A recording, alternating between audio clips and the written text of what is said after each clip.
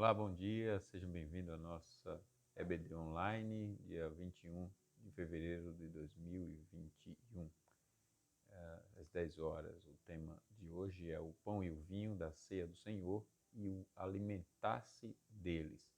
O pão e o vinho da ceia do Senhor e o alimentar-se deles. Quando nós estamos nos alimentando desses símbolos, quando nós estamos participando da ceia do Senhor, e sendo abençoados pelo Senhor. Toda pessoa que participa da ceia do Senhor está realmente sendo alimentada no sentido bíblico da palavra. E quando as pessoas estão participando e atraindo mais juízo sobre si, essas questões são importantes, sobretudo para a vida daqueles que confessam a fé cristã. Convido você, então, ao estudo de hoje. Nós vamos orar pedindo a bênção do Senhor. Amado Deus, grande é o Senhor, grande é o teu nome. E tudo que o Senhor faz é perfeito e belo. Louvamos o teu nome, louvamos a tua grandeza e as obras das tuas mãos. E louvamos a tua salvação em Jesus. Pedimos por ele, pela autoridade de Cristo, que o Senhor nos abençoe no estudo da tua palavra e que somente o teu nome seja exaltado nesse estudo, em nome de Jesus. Amém. Nós estamos com o estudo gravado conforme combinado, então queremos dar boas-vindas a todos mesmo gravado. Mudei um pouco o cenário hoje, já está todo mundo ali em silêncio, dormindo, e eu estou aproveitando para gravar o estudo e já disponibilizar para vocês. A pergunta de hoje é a 169 até a 171 do Catecismo Maior de Westminster. Eu vou mudar a câmera para cá. Isso.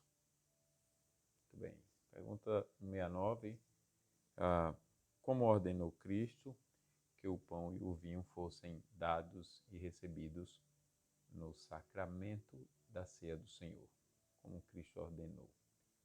E a resposta é: Cristo ordenou que os ministros da palavra, e já tem um ponto importante, então não é qualquer pessoa, essa coisa de ceia online não existe, é uma zombaria com a palavra de Deus e os sentidos estabelecidos pelo próprio Deus, né? Não adianta ficar argumentando, dizendo que a igreja mudou, que Deus entende a pandemia.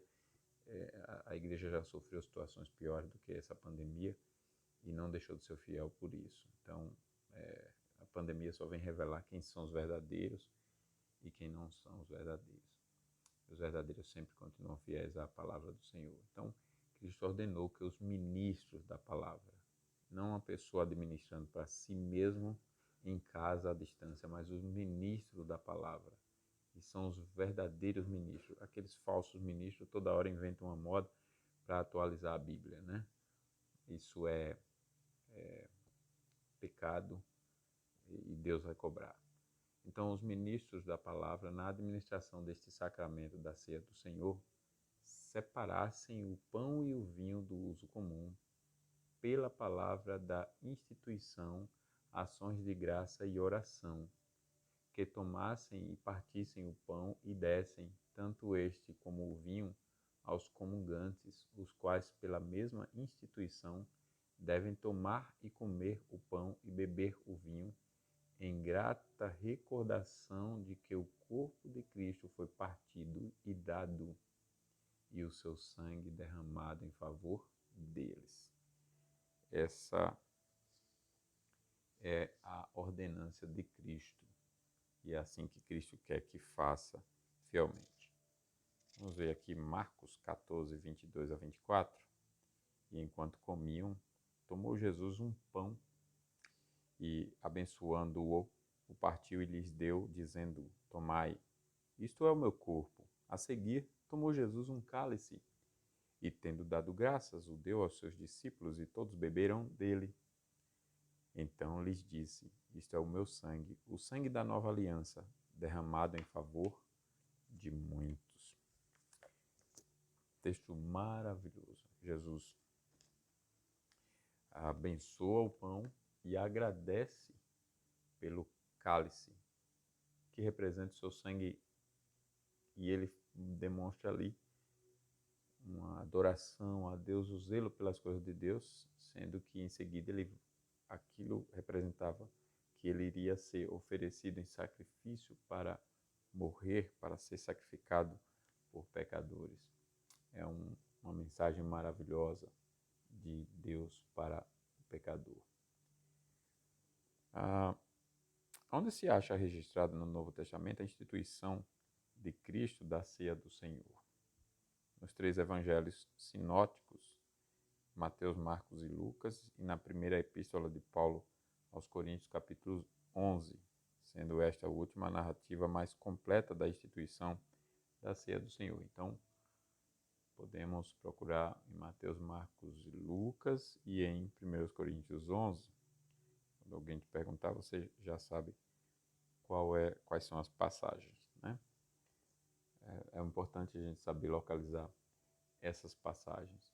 Uma dica é, nos evangelhos, você ir para as últimas páginas e, lendo os títulos, voltar um pouquinho. Tem lá a crucificação, tem a ascensão, a crucificação e logo próximo à crucificação, a ceia do Senhor.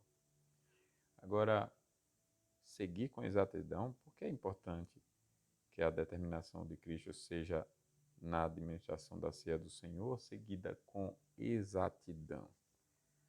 A primazia de Cristo sobre a igreja demanda isso. Isso já é suficiente. A igreja está sujeita a Cristo.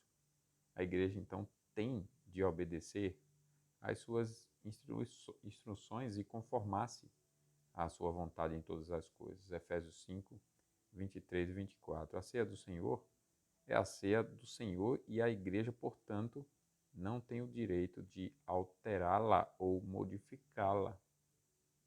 Uma igreja que faz isso não é uma igreja cristã genuinamente. Ela não se originou, a ceia do Senhor, no costume nem na tradição, mas de um mandamento específico do Senhor Jesus Cristo para o seu povo, que não é nenhuma igreja específica, é o povo espalhado na terra desde Gênesis. Em Gênesis não tinha igreja presbiteriana, batista, assembleia, não tinha nenhuma denominação dessa, nenhuma. Nem mesmo o povo judeu ali. Depois surge o povo judeu como representação dessa genuína igreja, e a sucessão disso vem a igreja primitiva. E veja, o catolicismo romano, por exemplo, que se afirma ser a igreja verdadeira, não estava no Gênesis, não estava nos judeus, não estava na igreja primitiva, vai surgir depois, e há uma discussão histórica em quando realmente surge, há divergências, mas se formos considerar os historiadores mais fiéis, assim, porque tem os historiadores católicos que vão misturar a história com a teologia para dizer que Pedro é o primeiro papa, forçando lá a exegese do texto para justificar ali a Igreja Católica, que não é verdade. E os historiadores mais fiéis vão dizer, provavelmente, que é a partir do papado, do surgimento do papado. Então você tem aí, para cima do 4º século, que o catolicismo romano vai surgir. A Igreja de Cristo é desde o Gênesis, né? Então, se o Senhor da igreja ordena a igreja genuinamente cristã, é aquela que é fiel, que vai obedecer a sua palavra. Essa ordenância não está, então, na tradição de nenhuma igreja, na tradição humana, mas de um mandamento específico do Senhor Jesus Cristo. A igreja não tem o direito de alterá-la, de acrescentar-lhe ou de retirar-lhe algo. A igreja não pode fazer isso. A igreja é genuinamente cristã desde Gênesis. Uma dica para se identificar isso é todos os textos que falam sobre a igreja como corpo de Cristo, quem são os seus membros.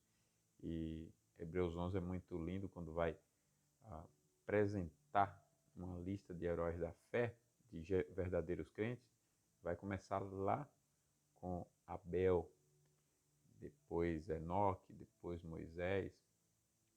Eles não eram da presbiteriana, nem da batista, nem da assembleia, muito menos do catolicismo romano. Então, é importante esse entendimento sobre o que é realmente a igreja. A quem Cristo determinou que administrasse a ceia do Senhor. A quem administrar a ceia do Senhor, Cristo ordenou que os ministros da sua palavra, que são os ministros do Evangelho, que é um ministério na Bíblia chamado de ministério da oração e da palavra, administrassem a ceia do Senhor. Embora essa verdade não seja declarada nas narrativas bíblicas da instituição da ceia do Senhor, ela infere-se de outras porções da Escritura que falam de oficiais que foram ordenados para terem a responsabilidade do trabalho e do culto da igreja visível. Os ministros de Cristo são chamados de despenseiros dos mistérios de Deus, 1 Coríntios 4, 1 e 2, Tito 1, 7. A palavra despenseiro significa alguém a quem se confia oficialmente a supervisão, o cuidado ou a administração de alguma coisa. Como os sacramentos são seguramente parte dos mistérios de Deus, segue-se que receberam o encargo de ministros de Cristo.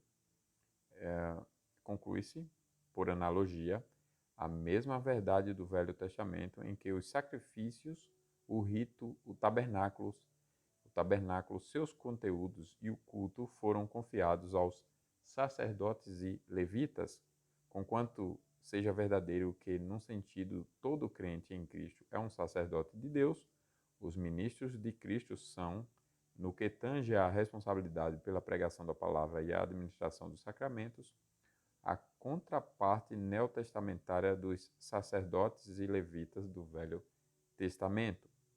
Algumas pessoas acham que qualquer crente pode administrar o batismo e a ceia do Senhor. No entanto, isso é contrário à boa ordem na igreja. A igreja é um agrupamento visível e precisa indispensavelmente de liderança nos seus ministérios oficiais. A boa ordem exige que tal autoridade esteja nas mãos daqueles que foram devidamente escolhidos, examinados e separados para o exercício dela e que, de acordo com isso, podem ter a responsabilidade pelo seu uso correto. As considerações acrescentadas ao parágrafo precedente mostram que esta é a verdadeira vontade de Cristo. A demonstração de Paulo diz: tudo, porém, seja feito com decência e ordem, 1 Coríntios 14, 40, aplica-se tanto à administração dos sacramentos quanto à questão com que os apóstolos estavam imediatamente preocupados naquele contexto.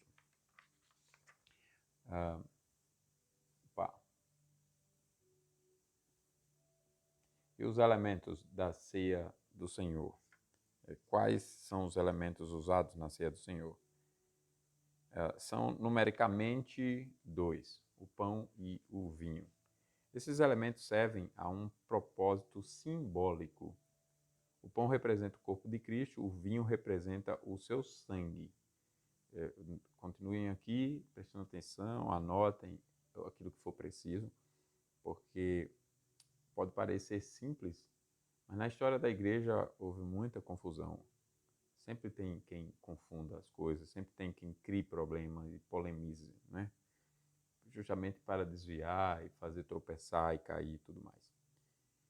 Os dois juntos, o pão e o vinho, representam a sua natureza humana que ele tomou sobre si, mesmo quando se fez carne e habitou entre nós. João 1,14. Ao nascer como uma criança humana em Belém da Judéia. Então, representam. O pão não é o corpo. E essa é uma confusão que houve na história. É impressionante como a mente humana confunde o fácil ou cria problema, por maldade mesmo. Mas o pão não é o corpo, o sangue ou o cálice não é o sangue, nem se transformam, como nós vamos ver mais à frente. Tá? Os atos da ceia do Senhor. Quais são os atos sacramentais? Há 6 atos sacramentais envolvidos na ceia do Senhor. 6. 4 deles foram cumpridos por Jesus. Tomar o pão e o cálice é um deles. Dar graças, partir o pão, dar o pão e o cálice aos discípulos. Esses foram os 4 cumpridos por Cristo. 2 atos sacramentais foram cumpridos pelos discípulos: receber o pão e o cálice, comer o pão e beber o vinho. Os discípulos receberam esses 2 atos. Essas 6 ações sacramentais, considerando-se o verdadeiro significado delas em conjunto, retratam ou representam visualmente a expiação de Cristo e os pecadores recebendo-o pela fé. Qual é o significado dos 4 atos sacramentais executados por Cristo? Tanto por Jesus e pelos seus ministros em seu nome, é o seguinte: o significado desses 4 atos. Primeiro, Jesus tomou o pão e o cálice da mesa em que a refeição da Páscoa havia sido partilhada, significando que tomara a natureza humana, corpo e alma. Ao nascer nesse mundo, em Belém, Jesus abençoou ou deu graças pelo pão e pelo vinho, separando-os do uso comum para um propósito religioso especial. E este ato significa a separação do nosso Salvador para a sua obra especial como Redentor de homens, quando foi batizado por João Batista no Rio Jordão aos 30 anos de idade. Jesus fora anteriormente conhecido como carpinteiro, mas agora fora separado solenemente para a sua obra especial, que ele exerceu com exclusividade daquele dia até a sua crucificação. Terceiro, ele partiu o pão, num ato que significava o partir do seu próprio corpo pregado à cruz e traspassado em seu lado pela lança do soldado romano após a sua morte.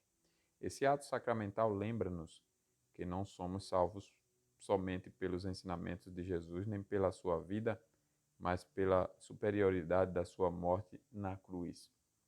E por último, ele deu o pão e o vinho aos seus discípulos, significando o dom de Cristo a homens pecadores pela infinita graça de Deus, João 3,16, e a pregação do Evangelho em que esse dom divino de Salvador é ofertado aos pecadores. E o significado dos 2 atos sacramentais realizados pelos discípulos. Quais são eles? Pelos discípulos e pelos comungantes hoje. É o seguinte: primeiro, eles tomaram o pão e o cálice, que significa, esse é o significado, receber Jesus como Salvador ao crer nele. A encarnação, o batismo, a expiação e a pregação do Evangelho de Cristo têm de ser acompanhados pela fé pessoal em Cristo Jesus da parte dos pecadores. Essa fé pessoal em Cristo para a salvação é representada pelo tomar o pão e o cálice. Isso não é exigido, essa fé, no batismo para as crianças, né? Das crianças. B. Eles comeram o pão e beberam o vinho, representando a dependência de Cristo para a vida e o crescimento espirituais. Assim como a nossa vida física depende da alimentação e da bebida diárias, sem as quais não poderíamos ter saúde e vida físicas, também a nossa vida espiritual depende de Cristo e fora dele não podemos ter vida e saúde espirituais. Participar desses elementos, pão e vinho, representa a nossa contínua dependência de Cristo pela nossa união com Ele para o nosso crescimento em graça até a nossa perfeição no estado de glória. Efésios 4:13. Nós vamos ver daqui a pouco como é então que eu me alimento espiritualmente. Mas está aqui já o entendimento. Alguém se alimenta espiritualmente de Cristo. Então eu tenho que observar, cumprir o que Cristo está dizendo, tudo o que Cristo está dizendo sobre esse momento, eu tenho que ser responsável, eu tenho que me preparar, nós vamos ver isso. E se em algum ponto eu estiver falhando, eu não estou me preparando para esse momento. Se em alguma medida eu estiver falhando, se em algum ponto que Cristo exige como questão sine qua non para eu ser alimentado, eu estou negligenciando, eu não estou, então, observando a ceia do Senhor. É o que nós vamos ver. Pergunta 170. Como se alimentam do corpo e do sangue de Cristo os que dignamente participam da ceia do Senhor? Essa é a questão que vai tratar desse assunto. E a resposta é: desde que o corpo e o sangue de Cristo não estão nem corporal nem carnalmente presentes no, com ou sob o pão e o vinho na ceia do Senhor, mas sim espiritualmente a fé do comungante, não menos verdadeira e realmente do que estão os mesmos elementos aos seus sentidos exteriores, assim os que dignamente participam do sacramento da ceia do Senhor se alimentam do corpo e do sangue de Cristo, não de uma maneira corporal e carnal, mas espiritual, contudo verdadeira e realmente, visto que pela fé recebem e aplicam a si mesmos o Cristo crucificado e todos os benefícios de sua morte. A resposta é grande, com uma linha de raciocínio longa, mas nós somos inteligentes e por mais que nossa geração tenha desaprendido pensar assim e não perder o foco com textos grandes ou orações e períodos longos, mas está aí a espinha dorsal muito clara. Como se alimentam do corpo, do sangue e do sangue de Cristo os que dignamente participam da ceia do Senhor pela fé. Uma participação pela genuína fé. Não é apenas o comer, não é apenas o beber, mas uma participação genuinamente pela fé. Eu já passei a página, mas nós vamos conferir algumas passagens. Por exemplo, Atos 3:21, ao qual é necessário que o céu receba até os tempos da restauração de todas as coisas, de que Deus falou por boca dos seus santos profetas desde a antiguidade. Mateus 26, 26 e 28. Enquanto comiam, tomou Jesus o pão e, abençoando-o, partiu e deu aos discípulos, dizendo: Tomai e comei, este é o meu corpo, porque isto é o sangue da nova aliança, derramado em favor de muitos para a remissão dos pecados. João 6, 51 a 53. Eu sou o pão vivo que desceu do céu. Se alguém dele comer, viverá para sempre, viverá eternamente. E o pão que eu darei pela vida do mundo é a minha carne. Disputavam, pois, os judeus entre si, dizendo: Como pode este dar-nos a comer a sua própria carne? Respondeu-lhes Jesus: em verdade vos digo, se não comerdes a carne do Filho do Homem e não beberdes o seu sangue, não tendes vida em vós mesmos. É a participação, então, desse sentido. 1 Coríntios 10, 16, Jesus ali não estava falando literalmente, isso é fácil de entender e perceber. Então, 1 Coríntios, porventura, o cálice da bênção que abençoamos não é a comunhão do sangue de Cristo? O pão que partimos não é a comunhão do corpo de Cristo? Essas são as passagens. Vamos então, finalmente, para a parte do estudo, para entendermos algumas coisas aqui. Principais entendimentos, a presença do corpo e do sangue de Cristo. A questão aqui é a seguinte: quais são os principais entendimentos quanto à presença do corpo e do sangue de Cristo na ceia do Senhor? Há 3 entendimentos principais com relação à presença do corpo e do sangue de Cristo na ceia do Senhor, a saber, primeiro, a doutrina católica romana, segundo, a doutrina luterana, terceiro, a doutrina reformada. As 3 são unânimes em afirmar que na ceia do Senhor os crentes recebem e alimentam-se do corpo e do sangue de Cristo, mas diferem quanto ao modo da presença de Cristo no sacramento e quanto ao modo como o crente se alimenta do corpo e do sangue do Senhor. Então, concorda em... os crentes recebem alimentam-se do corpo e do sangue de Cristo, isso é comum nos 3 entendimentos, mas diferem quanto ao modo da presença no sacramento e quanto ao modo como o crente se alimenta. Então, vamos ver agora qual é a doutrina católica romana da presença do corpo e do sangue de Cristo na ceia do Senhor. E por que, então, ela não é bíblica, ela não é válida? Digo isso com todo respeito, com humildade.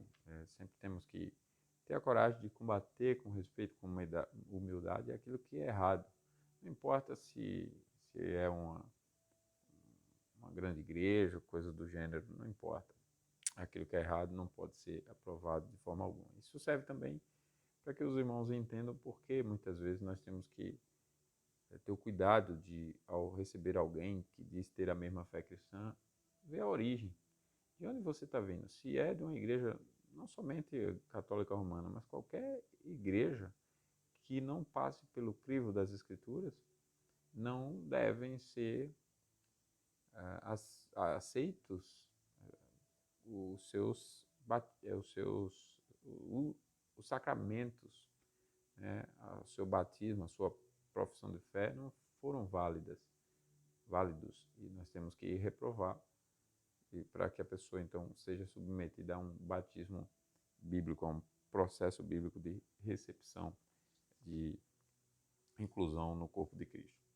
Então, qual é a doutrina católica? A doutrina católica romana, chamada de transubstanciação, foi adotada oficialmente como doutrina pelo quarto concílio de Latão, 1215 d.C., e definida oficialmente pelo Concílio de Trento, 1545 a 63 d.C., do seguinte modo: se alguém disser que no santo sacramento da Eucaristia permanece, juntamente com o corpo e o sangue do nosso Senhor Jesus Cristo, a substância do pão e do vinho, e negue a maravilhosa e singular conversão de toda a substância do pão em seu corpo e do vinho em seu sangue, restando apenas as espécies de pão e vinho, cuja conversão a Igreja Católica denomina muito adequadamente de transubstanciação, que seja anátema. É isso que eles entendem. Então, eles estão dizendo aqui o seguinte: é realmente corpo ali. Você, quando pega o pão,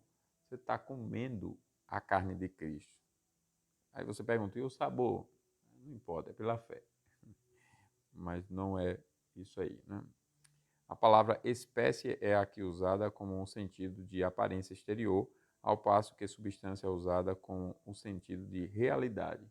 A Igreja Católica Romana ensina, portanto, que o pão e o vinho são miraculosamente transformados, literalmente, no corpo e no sangue de Cristo, permanecendo somente a aparência exterior de pão e de vinho. Essa doutrina tem o corolário da ideia da missa como um sacrifício no qual Cristo é oferecido uma vez mais pelos pecados dos homens. O Catecismo Católico Romano refere-se à missa como o sacrifício incruento do corpo e do sangue de Cristo e acrescenta que a missa é o mesmo sacrifício da cruz, mas sem derramamento de sangue nem morte reais, desde que Cristo, obviamente, não possa mais morrer. Que confusão e manobra o pessoal faz, né? Para tratar de algo que está tão objetivo, claro, sem nenhuma confusão. Como se pode demonstrar que a doutrina católica romana da transubstanciação é falsa? Rödiger, teólogo reformado, em Esboços de Teologia, apresenta os seguintes pontos como argumentos contra a doutrina romana. Primeiro, pela analogia do uso da linguagem da Escritura, a palavra é, na declaração, este é o meu corpo, tem de ser entendida como representa. Veja Gênesis 41, 26 e 27, Êxodo 12, 11, Daniel 7, 24, Apocalipse 1, 20, que tem coisas ali representadas, e o não transforma ali no literal. Segundo, Paulo refere-se a um dos elementos como pão, mesmo depois de ter sido consagrado na ceia do Senhor. 1 Coríntios 10, 16, 11, 26 a 28. Ele não diz aqui transformou no corpo, ele fala que é pão. Terceiro, até mesmo católicos romanos afirmam que em todo sacramento há um signo e uma coisa significada. A doutrina da transubstanciação, ao alegar que o pão e o vinho tornam-se o corpo e o sangue literais de Cristo, confunde e, na verdade, identifica o signo com a coisa significada. A doutrina é, portanto, contrária à correta definição de sacramento, defendida até mesmo pela própria Igreja de Roma. Quarto, se a transubstanciação fosse verdade, significaria que não poderíamos mais confiar no testemunho dos nossos sentidos, que nos dizem que pão é pão e não carne, e que vinho é vinho e não sangue. Nenhum milagre registrado na Bíblia jamais envolveu uma tal contradição dos sentidos, os quais são concedidos por Deus e confiáveis em seus próprios âmbitos. Quinto, a transubstanciação é também contrária à razão, porque ensina que o corpo humano de Cristo, embora totalmente presente no céu, pode ainda assim estar presente em muitos lugares diferentes na terra ao mesmo tempo. É também contrária à razão ao sustentar que o corpo e o sangue de Cristo estão presentes sem as suas qualidades sensíveis, enquanto permanecem presentes as qualidades sensíveis do pão e do vinho, sem a substância do pão e do vinho, uma vez que as qualidades não podem ter existência à parte da substância da qual são qualidades. Sexto, a doutrina da transubstanciação é parte essencial de um sistema de política clerical anticristã, o qual considera a missa como sacrifício e põe virtualmente o sacerdote e sua obra no lugar de Cristo. No lugar de Cristo. Isso é muito sério. Então, faz parte dessa política clerical anticristã que põe o sacerdote no lugar de Cristo e sua obra como o objeto da fé das pessoas. Por todas essas razões acima, podemos concluir corretamente que a doutrina da transubstanciação é falsa, contrária à Bíblia e religiosamente prejudicial. Sempre que alguém se converte ao genuíno evangelho, ao verdadeiro Cristo, negam esses absurdos, né? Agora, qual é a doutrina luterana histórica sobre a presença do corpo e do sangue de Cristo na ceia do Senhor?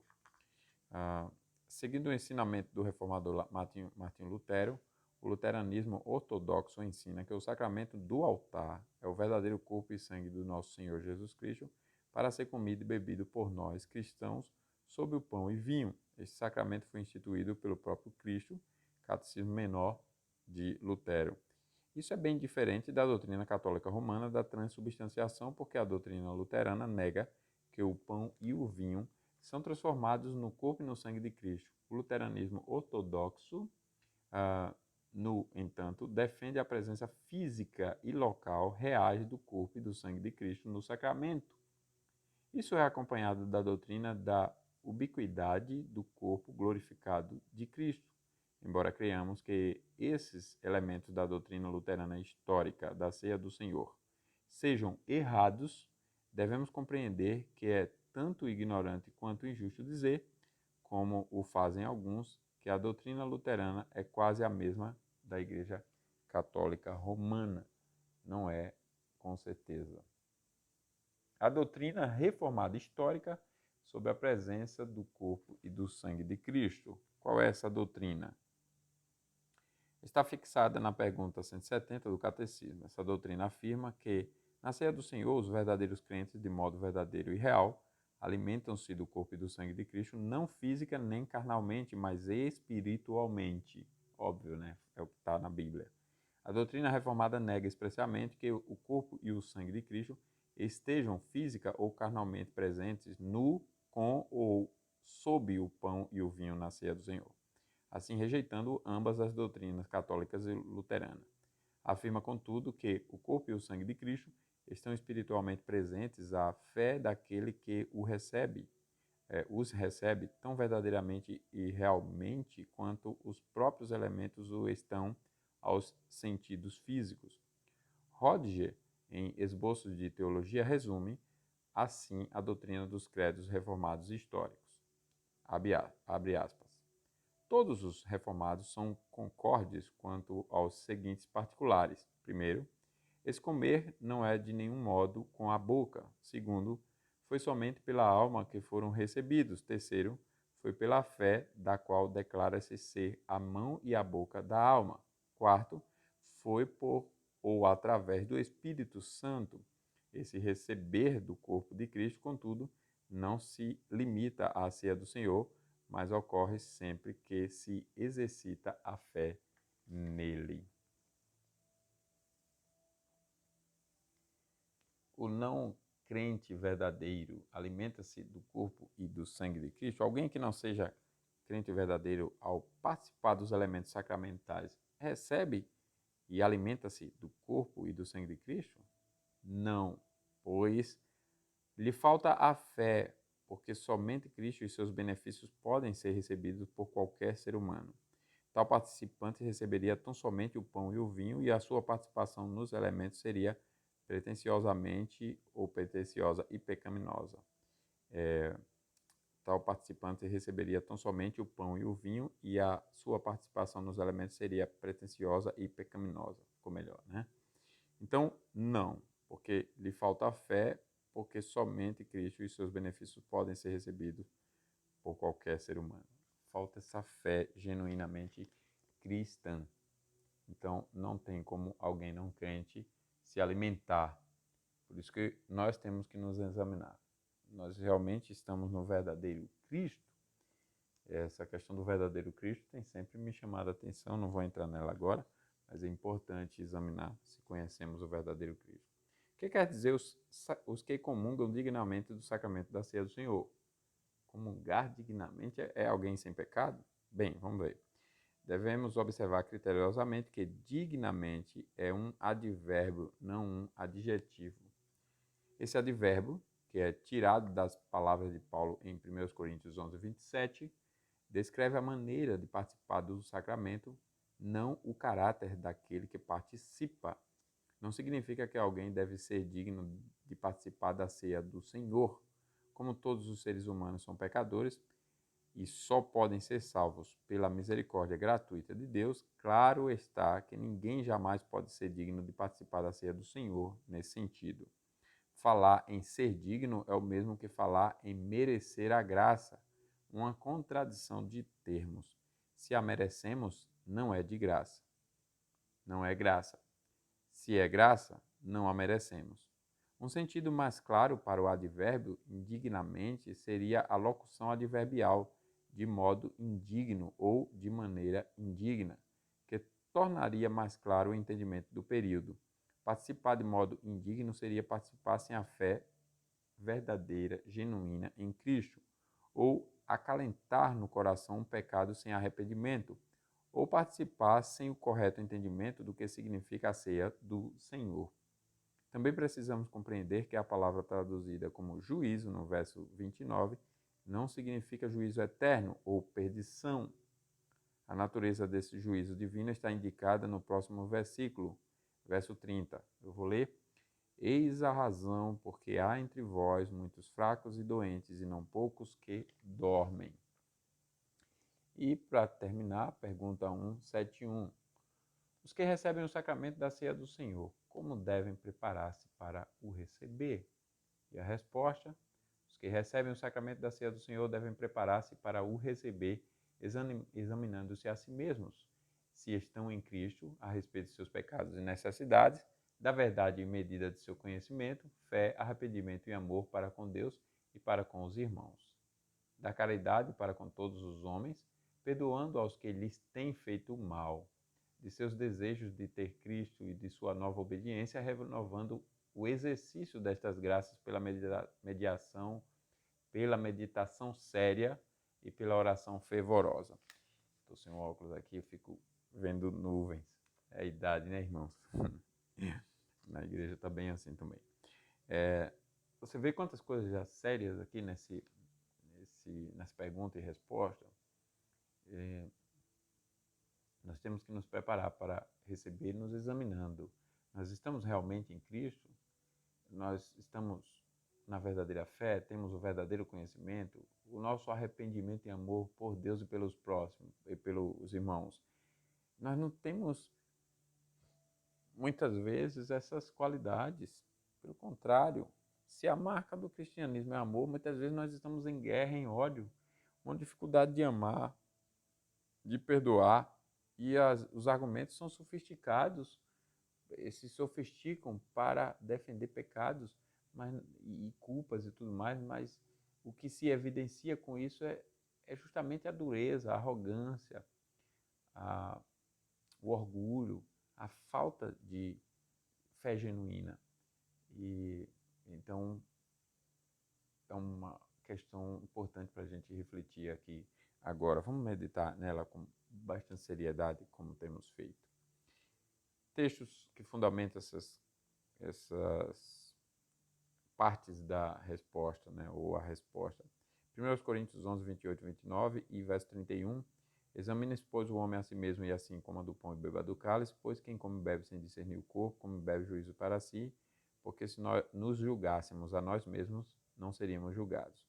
2 Coríntios 13, 5. Examinai-vos a vós mesmos, se realmente estáis na fé, provai-vos a vós mesmos, ou não reconheceis que Jesus Cristo está em vós, se não é que já estáis reprovados. Salmo 139, 23 e 24. Sonda-me, ó Deus, e conhece o meu coração, prova-me e conhece os meus pensamentos. Vê se há em mim algum caminho mau e guia-me pelo caminho eterno. 1 Coríntios 11, 29. Pois quem come e bebe sem discernir o corpo, come e bebe juízo para si.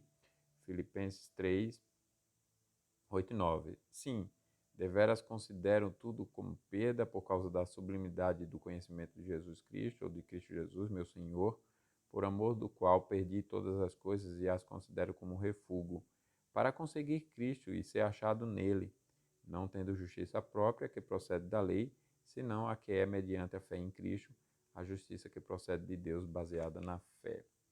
Zacarias 12, 10. E sobre a casa de Davi, sobre os habitantes de Jerusalém, derramarei o meu espírito de graça, o espírito da graça e de súplicas. Olharão para aquele a quem traspassaram, planteá-lo-ão como quem planteia por um unigênito e chorarão por ele, como se chora amargamente pelo primogênito. 1 Coríntios 10, 17. Porque nós, embora muitos, somos unicamente um pão, um corpo, um só corpo, porque todos participamos de um único pão. Veja que nossa carne aqui não se transformou em pão, né? Paulo não está dizendo isso. 1 Coríntios 11, 18 e 20. Porque, antes de tudo, eu estou informado de haver divisões entre vós quando vos reunir na igreja, e eu em parte o creio.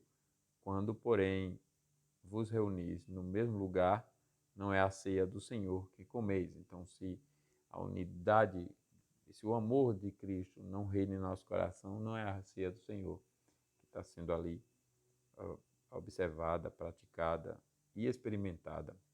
Mateus 5, 23 e 24. Se, pois, ao trazerdes ao altar a tua oferta, ali te lembrares de que teu irmão tem alguma coisa contra ti, deixa perante o altar a tua oferta, vai primeiro reconciliar-te com o teu irmão e então, voltando, faze a tua oferta. João 7, 37. No último dia, o grande dia da festa, levantou-se Jesus e exclamou: se alguém tem sede, venha a mim e beba. Isaías 55, 1.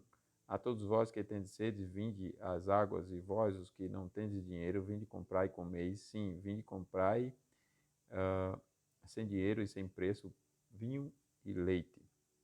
1 Coríntios 5, 8. Estamos nos últimos textos. Por isso, celebremos a festa não com o velho fermento, nem com o fermento da maldade e da malícia, e sim com os asmos da sinceridade e da verdade. Hebreus 10, 21 e 22 e 24. E tendo grandes sacerdotes sobre a casa de Deus, aproximemo-nos com sincero coração, em plena certeza de fé, tendo os corações purificados de má consciência e lavado o corpo com água pura. Consideremos-nos também uns aos outros para nos estimularmos ao amor e às boas obras.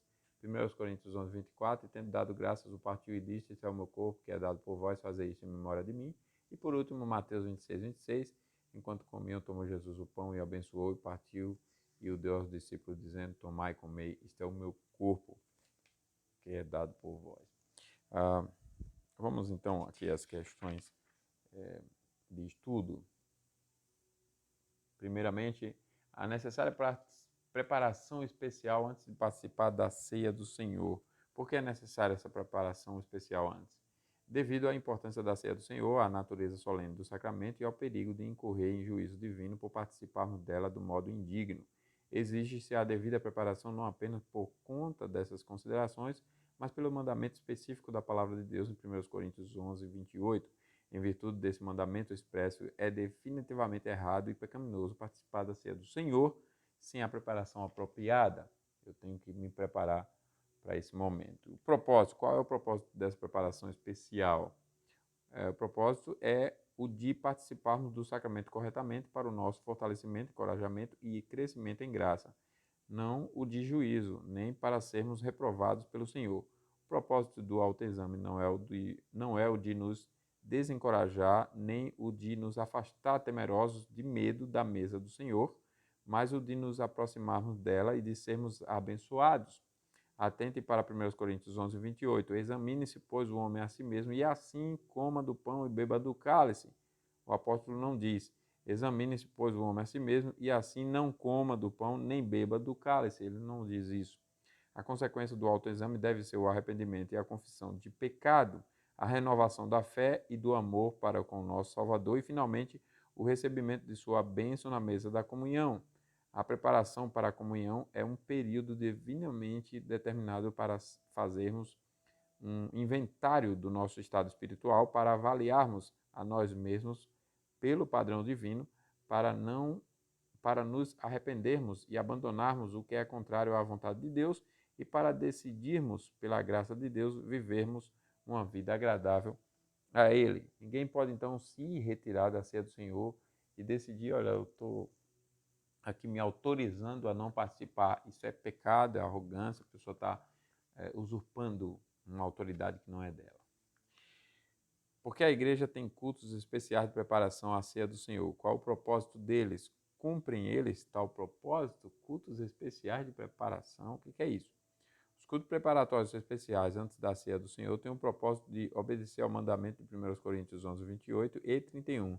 Cada crente em Cristo deve examinar a si mesmo e fazer a sua preparação individual, mas para nosso maior encorajamento e assistência é notavelmente apropriado que a igreja tenha cultos especiais antes da administração da ceia do Senhor. Tais cultos devem nos fazer ver a maldade de nossos pecados, a nossa grande necessidade da graça de Deus e o urgente dever do arrependimento sincero, para que não cometamos pecado sobre pecado, participando do sacramento de maneira indigna.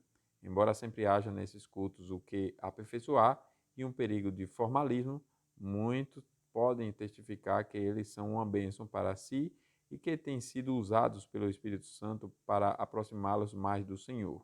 O abandono generalizado dos cultos preparatórios em muitas denominações que os mantinham formalmente é um dos sinais da decadência espiritual do protestantismo moderno. E o membro que não se vê suficientemente bom. O que poderíamos dizer a um membro da igreja que não quer participar da ceia do Senhor porque se sente que não é suficientemente bom? Tal disposição psicológica, emocional, enfim, revela uma lamentável condição de escravidão espiritual. É a consequência de uma visão legalista da salvação pelas obras ou caráter, aliada ao medo de incorrer no juízo divino citado em 1 Coríntios 11, 29 a 32. Esse membro da igreja deve ser gentil e pacientemente instruído até compreender que ninguém no mundo é suficientemente bom para merecer nenhuma bênção de Deus e que a salvação e tudo o que a ceia do Senhor representa é dádiva gratuita da graça merecida de Deus aos pecadores. Tal pessoa deve ser encorajada a confiar-se à misericórdia gratuita de Deus em Cristo e então a participar da ceia do Senhor depois da preparação apropriada. Veja também a discussão na próxima pergunta, no 172, vai ser próxima semana. Algumas vezes, a alegação de que alguém não se sente suficientemente bom para participar da ceia do Senhor pode ser uma mera desculpa dada por membros nominais da igreja que estão vivendo em pecado e não têm a intenção nem o desejo de levarem Jesus Cristo e a ceia do Senhor a sério. Devemos tomar o cuidado de jamais os encorajarmos a participarem do sacramento enquanto estiverem nessa condição carnal, pois se assim o fizerem, estarão em perigo de incorrer nos juízos divinos. Essas pessoas precisam nascer de novo pelo Espírito Santo, arrepender-se honestamente de seus pecados, crer sinceramente em Cristo como seu Salvador e somente então, depois da preparação adequada, podem participar da ceia do Senhor. Antes dos legalistas e dos membros nominais da igreja já citados, há alguns verdadeiros crentes em Cristo que podem ser descritos como vítimas de uma consciência morbidamente ativa. Essas pessoas compreendem plenamente que são salvas pela graça e não pelas obras e estão longe de ser membros nominais que vivem contínua e negligentemente em pecado. Cheias de dúvidas e hesitações, elas têm no período preparatório à comunhão uma quadra de aflição em vez de regozijo. Devemos nos esforçar para ajudar tais crentes no Senhor pela compaixão e o encorajamento, não por recriminações nem críticas ásperas.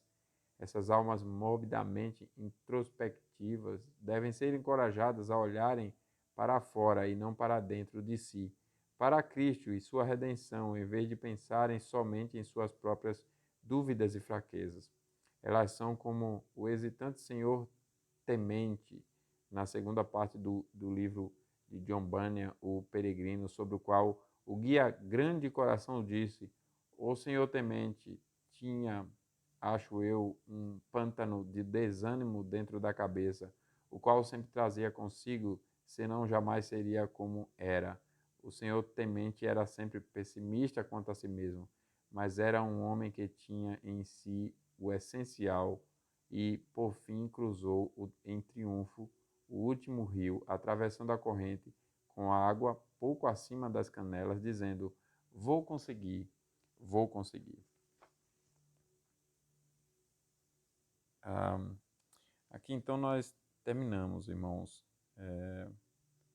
Eu pulei uma pergunta, né? Qual é o elemento mais importante na preparação da ceia do Senhor? É fé pessoal em Cristo e Ele crucificado como nosso único Salvador, acompanhada do sincero arrependimento pelo pecado. Então, como aplicação, nós deixamos aqui 4. Primeiro, não brinque com a ceia do Senhor. Cuidado com as aparências. Como assim? O povo de Deus rejeitou Jesus porque ele, sendo Deus, viu um homem e olhou apenas para a sua humanidade. Desconsiderou suas obras, seus milagres, as profecias, toda a palavra, e foram cegados por essa redução de se guiar apenas por sentidos, intelectos e maldade. Nós podemos fazer isso com a ceia, porque está vendo ali um pão, um vinho, um ministro do evangelho com pecados também, e pessoas simples e pecadoras ali. E ver aquilo como uma coisa tudo muito simples, apenas pela aparência, coisas sem importância. Essas coisas podem não parecer tão importantes, mas há de quem as banaliza. Então não brinque com a ceia do Senhor. Segundo, não substitua a confiança em Cristo pela confiança nos símbolos.